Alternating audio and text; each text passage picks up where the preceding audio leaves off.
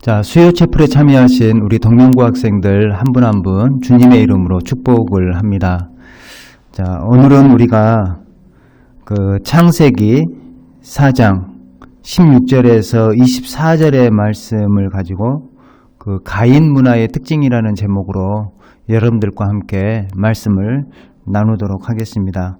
여러분이 개인적으로 창세기 4장 16절에서 24절의 말씀을 읽어보시기를 바랍니다. 이 내용을 보게 되면 그 가인이 성을 쌓고 그 가인의 계보에 대해서 쭉 이야기가 나오면서 그 가인의 후예들이 어떤 일을 했는지 이러한 간략한 대화들이 나오게 됩니다. 아담이 타락하고 그리고 아담의 장자인 가인이 동생 아벨을 살해하고 그리고 가인의 후손들이 흩어져서 저마다의 새로운 문명을 만들어내는 그 일련의 과정들, 이러한 과정들 속에서 우리가 주목해야 할 바가 무엇인가 한번 생각해 보면 그 사람들의 삶과 그리고 사람들의 사고와 행동에서 점차 하나님은 사라지고 인간 자신이 왕으로 서게 된다라는 점을 우리가 발견하게 됩니다. 그래서 가인 문화의 특징을 우리가 좀 이 시간에 주목하기를 원합니다.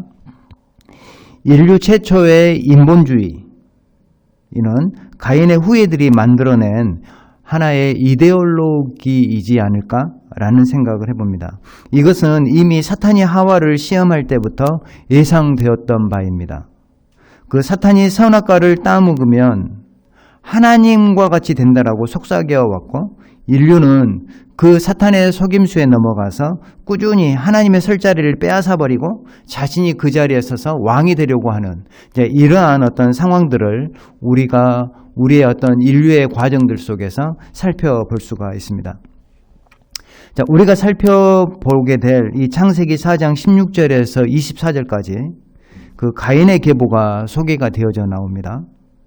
그리고 동생을 죽인 가인은 그 살해당할 위협을 없애기 위해서 그리고 오히려 남을 공격하기 위해서 성을 쌓기 시작했다라고 성경은 기록해 주고 있습니다. 여기서 이 성을 쌓았다라는 것은 도시를 건설했다 이러한 의미로 이해가 되는데요. 이 성을 쌓는 그 행위는 하나님의 방법과 달랐습니다. 이 성 건축은 어떤 의미가 있느냐면 하나님이 왕으로 계시지 않고 사람이 하나님 위에 서려고 하는 인간의 야망을 반영해 주는 것으로 우리가 생각해 볼 수가 있습니다. 그래서 가인이 성을 쌓았다라는 말의 의미는 이제 하나님 더 이상 우리에게 필요 없습니다. 우리가 스스로 왕이 되겠습니다. 이제 이러한 의미가 담겨져 있는 행위였다라는 겁니다. 가인 이후에 이 가인의 6대 손으로 이 라멕이라는 사람이 태어났습니다. 그런데 이 라멕은요, 가인보다 더 악한 자였다라고 우리가 성경을 통해서 볼 수가 있습니다. 그는 어떤 일들을 했느냐면 여러분이 성경을 한번 찾아보시면 그는 인류 최초로 여러 명의 부인을 둔 사람이었어요. 그래서 일부 다처를 처음 도입한 사람이었다라는 거죠. 그리고 이 라멕이라는 사람은 법과 원칙이 아닌 자신의 감정에 따라서 사람을 임의로 죽이는 자였다라고 성경은 기록해 주고 있습니다. 그리고 그뿐만 아니라 이 라멕은 하나님을 믿지 않고요. 그리고 하나님의 심판조차도 우습게 여겼던 사람이다 라고 우리는 성경을 통해서 확인할 수가 있습니다. 자, 라멕은 가인의 6대 손이라고 말씀을 드렸는데 이 가인에서 라멕으로 이어지는 이 가인의 후예들이 일궈낸 이 문화는 과연 어떤 특징을 가지고 있을까요?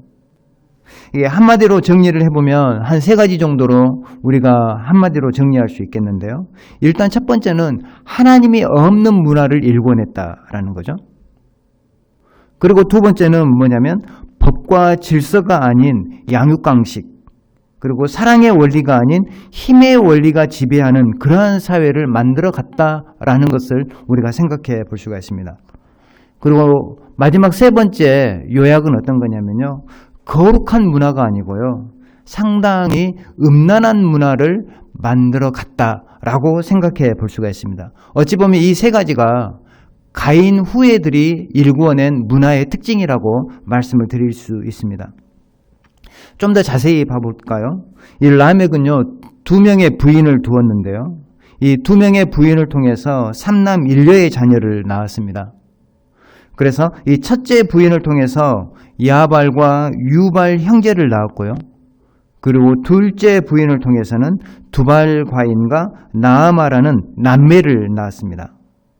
근데 이 라멕의 세 아들들을 통해서 어떤 일들이 이루어졌느냐면 인본주의 문화가 꽃피우게 되었다라고 우리가 파악해 볼 수 있습니다. 무슨 문화요? 인본주의. 신본주의가 아닌 인본주의. 인간이 중심이 되는, 어찌 보면 상당히 긍정적인 것으로 우리가 요즘에는 이해하지만 우리가 언론적으로 따져보면 이 인본주의의 시작은 하나님을 배척하는 이러한 문화의 시작이었다라는 것을 알 수가 있습니다. 이 라멕의 세 아들들이 일궈낸 인본주의 문화는 어찌 보면 신석기 혁명과 같은 혁명이 이 라멕의 세 아들들을 통해서 일어난 것이었다라고 판단해 볼 수가 있습니다. 그냥 문화적으로는 상당히 의미가 있는 어떤 혁명과 같은 일들이었던 거죠. 자, 그러면 라멕의 이 세 아들들이 과연 구체적으로 어떤 문화를 창출했는지 우리가 갈략기 성경을 통해서 확인해 보겠습니다. 성경을 보면 이 야발이라는 사람은 장막에 거주하면서 가축을 치는 자의 조상이 되었다라고 이야기를 해주고 있고요. 그리고 유발이라는 사람은 수금과 퉁소를 잡는 모든 음악인의 조상이 되었다라고 이야기를 해주고 있습니다. 그리고 이 두발가인은 어떤 일을 했습니까? 두발가인은 구리와 세로 여러 가지 기구를 만드는 자의 조상이 되었다라고 이야기를 해주고 있습니다. 자, 이 정도가 된다면 이 라멕의 세 아들들을 통한 이 각 분야에서의 문명 발달은요, 인류의 삶에 어떤 것을 제공해 줬습니까? 일단은요, 음악, 재미를 가져다 줬어요. 그리고 두발가인 편리를 가져다 줬어요. 그리고 가축을 치는 거, 풍요를 가져다 줬습니다. 이것이 정말로 인류 문명 가운데 정말로 놀라운 혁명이지 않겠습니까? 그런데 여기에서 우리가 질문을 던질 필요가 있습니다. 여기에서 우리는 이러한 질문들을 던질 수가 있습니다. 가인의 후예들이 발전시킨 문명이 무엇이 문제인가? 우리 인류의 발전에 도움을 준 것이 아닌가? 오히려 인류를 윤택하게 하는 것이 아닌가? 그런데 왜 가인의 문화를 교회에서는 부정적인 문화로 말하고 있는 것인가? 이러한 질문들을 우리가 던져볼 수 있고 그리고 생각해 볼 필요가 있다라는 것입니다. 여기에서 우리는 하나님이 빠진 인류 문명에 어떤 문제점이 있는지를 봐야 한다는 걸 제가 여러분들에게 강조하기 원합니다. 그냥 단순히 문명 발달, 과학 문명의 발전, 이러한 측면이 아니라 이러한 발달 속에 나타난 하나님이 빠져버린 문명, 이것이 우리에게 가져다 줄 어떤 큰 재앙들이 무엇인지를 우리가 봐야 한다는 것입니다. 예전에 신문에서 이 나라별 행복지수를 봤더니요, 행복지수가 꼭 잘 산다고 높은 것이 아님을 알게 되었습니다. 오히려 잘 사는 나라인데 행복지수가 매우 낮아요. 근데 이상하게 못 사는 나라인데 행복지수가 높을 때가 있습니다. 왜 그럴까요? 우리 사랑하는 동명고 학생들, 우리나라의 경우를 한번 생각해 보시게요. 우리나라는 지금 경제적으로 세계 강국에 속해 있습니다. 그리고 동남아 국가들은 우리나라를 너무나도 부러워하고 있어요. 짧은 시간 내에 이렇게 경제적으로 부흥한 나라가 없기 때문에요. 그래서 우리나라를 모델로 해서 이 경제적인 발전을 꾀하려는 이 동남아 국가들이 얼마나 많은지 모릅니다. 그런데요, 정작 우리 삶은 그리 행복하지 못할 때가 많다라는 거예요. 제가 여러분에게 물어볼게요. 여러분, 지금 행복하십니까? 우리의 삶을 돌아보면 쫓아오는 사람이 없는데 늘 조급한 것이 우리 현재의 삶이에요. 쫓아오는 사람이 없는데 우리는 늘 조급해요. 뭔가가 불안해요. 뭔가가 더 열심히 해야 될 것만 같은 쉼과 안식과 평안함이 없을 때가 상당히 많이 있다는 것입니다. 이 라멕과 그의 아들들이 일궈낸 문화가 세상을 편리하게 만들고 세상에서의 재미를 추구할 때 이상하게 그들의 영혼은 점점 더 하나님으로부터 멀어졌고 평안 대신에 불안이 그들의 심령을 사로잡게 되었다는 것입니다. 그래서요,